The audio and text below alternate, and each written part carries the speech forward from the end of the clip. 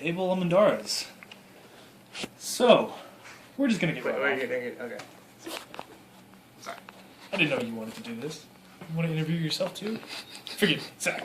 Anyways, since we're just going to jump right in. Question number 1. How did you end up being the vocalist of a band? We had a vocalist. I was always like co-vocalist, but our other vocalist was I guess I can't say it wasn't that good, because I'm not that good. But I just kind of stepped up into the role because I figured, since I wrote the songs, I should be the one conveying the message, and I'm the one that'll be able to relate to it the most. So yeah, that's how I became the vocalist. Oh, that's good. Question number 2. Which song is your favorite? Which song is my favorite? Is that what the question is? Yeah. Yes. Alright, are you sure? No, I'm It not. would help if you kind of look at it. My favorite song, they're all my favorite songs, because, it was a beautiful process in writing them, but I like, Synthetic answer. Can I follow up? afterwards, Yes, hold on, yes you can, but first, my favorite of all has to be S&M, and Southern Comfort, it's a tie between those two, and V for Vandal, and Catching Butterflies, So all of them. and Blood to Spill, and Shipwrecked, and It's more or less all. and Don't Tell Fairy Tales, and One Night Only. They're all my favorite. Yeah, it's my favorite album. Period. It's also true that it's pretty much the only album. Yeah, I guess you could say that. It's my first full-length album as vocalist. So it's technically ours. Yeah. A follow-up question. Yeah. If you had to choose one song, what is your favorite song? Including the previous album. Including the previous album, well, the only song that we play from the previous album would be Say You Will. I don't know if you've heard that, but we tend to play that a lot, even if we're just, fucking around. It comes up a lot. It's still a pretty good song, even though there's no drums or no nothing. We just kind of came up with it on the fly. And those are kind of like the best songs. But, I mean, out of the new songs, it's S&M. Alright. Question number 3. Why did you decide to have backup vocals in some of the songs?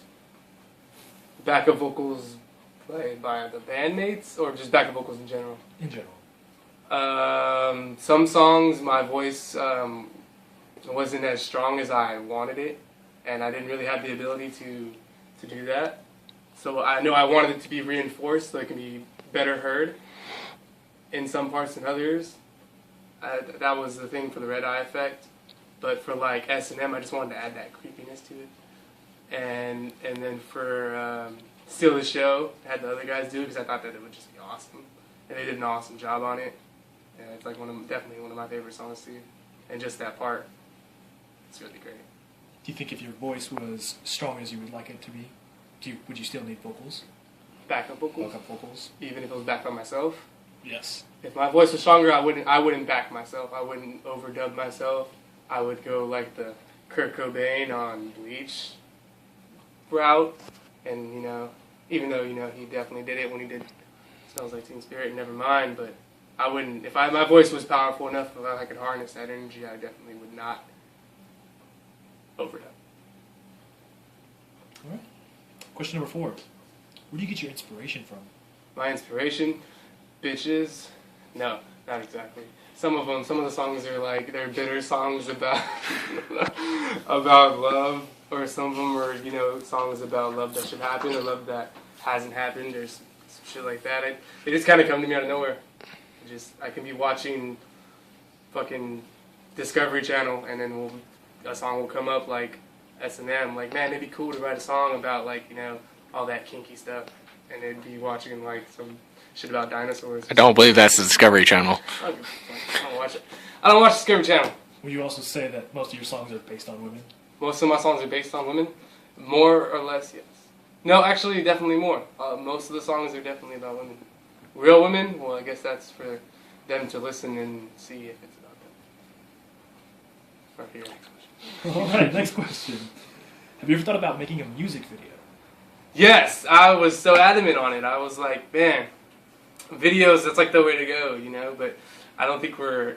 Well, we could be visually artistic, you know? Visual art and, you know, what's it called? I agree. You agree? I agree. Visual art. You go the audio. Is that just it? Audio? Whatever. Fucking music and visual art, they go hand in hand. We're pretty artistic when it comes to music and the shit that we do with that, so we should be able to be, you know, pretty decent visual artists. So we should do a video. Even if it's just us fucking, I don't know, walking down the street. Take It Back Sunday did have one of their videos. Yes. I thought about doing music. Interesting. So question number 6 is kind of iffy since you already answered number 2 as being all your favorite songs. But number 6 would be, what is the meaning behind your favorite song? The meaning behind my favorite song. If not all of them. Behind all of them? Since they are technically all your favorite songs, as you said earlier. Okay, well, just to give it the gist, of all the songs, they're usually about my point of view. It's not really about how something went down, like the truth or anything. It's just my truth, the truth that I understand, because I can only tell from my point of view. But I will tell you that S&M, but thing behind that, is just kind of about being in a situation where things are kind of, they're kind of hurting you, but like it's a good kind of hurt because you're kind of accepting it. Because when you actually get the thing, you know, like S&M is about sex and shit, you know. But you actually have the sex, it's not enough for you. You want that pain and all that because the sex is just not good enough. It's just like the same thing. But I wanted to call it Simple Misunderstood, so it'd be clean. There's no cussing in it. What's the fucking hell? All right. Number 7. What song do you like the least? What song do I like the least? It's One Night Only, because it's just because it was played so many times when we were practicing it, me and Melvin, and it was just it was a great song to come up with, and it's a great song because it's about something that's totally great. It was about my night at the club, of course. And you guys know that, right? And when I met, it's about the chick that I met. Not about that. It's about the chick that I met there. One of the many interesting stories. It's the cleaner story, the story that I prefer telling. Well, the other one is what my cousin prefers telling. But I liked it, but it's like after hearing it so many times and singing it and playing it and overdubbing it and then going through all that so many tries, like an hour and a half, it was like, oh my god, no, not One Night Only. So that's like the most skipped, at least on my phone and computer. All right. Well, these are actually going very smoothly. Number 8. If you were given a different instrument to play, what instrument would you play? If I was given a different instrument to play. I think we should add if you already had the ability to play it. If I already had the ability to play it? If you could just choose another instrument. I would probably, well, I don't know. I mean, because I guess if I could be a drummer, then I would definitely be a drummer, but I'm too tall and lanky and not coordinated. Is that based on because we need a drummer or because you actually like playing drums? It's kind of both. I kind of would like to play all the instruments. Guitar. If only there was clones of you, right? No, because... Just Abel and the Abels. Too many chefs in the kitchen. Well, I'll just say harmonica. Yeah. Alright, that didn't just stump the interview. Wop, wop, wop. A flesh harmonica, if you know what I mean. Anyways.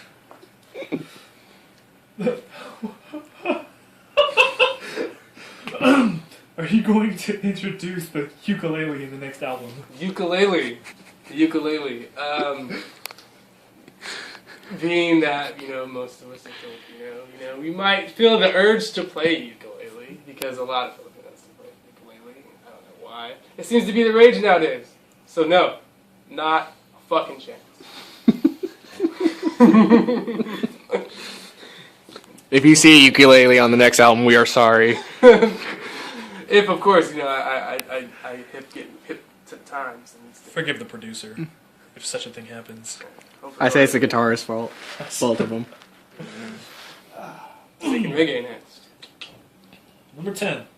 Do you plan to stay as the main vocalist of the band? If you could get someone who you thought would be better than you. Wait, can you clarify that question? Say someone comes along, you say you enjoy singing vocals the most, but somebody else obviously better than you came along. Would you rather have them as your main vocalist? And if they were willing to join the band, Yes. yes, I would give it up. I guess I'd focus more on bass playing, even though doing the vocals is pretty fun. Sometimes it's a little embarrassing because it's like, oh god, that's what I sound like. But then other times when I'm feeling like a really egotistical person, it's like, oh man, that guy sounds pretty sexy. I'd give him my number. 95% of the time. 95% of the time. The other 5%, I'm just like, But yeah, if someone came around they could do it better than me and they weren't a complete dick, You'd be willing to. I'd be willing to, yeah. I could focus more on bass playing. I've been saying that for a while. We haven't actually found anybody better. Next question. Next question, please. Thank you. How do you feel about introducing Nick to the band as a backup vocalist? Nick as a backup vocalist? It's kind of complicated because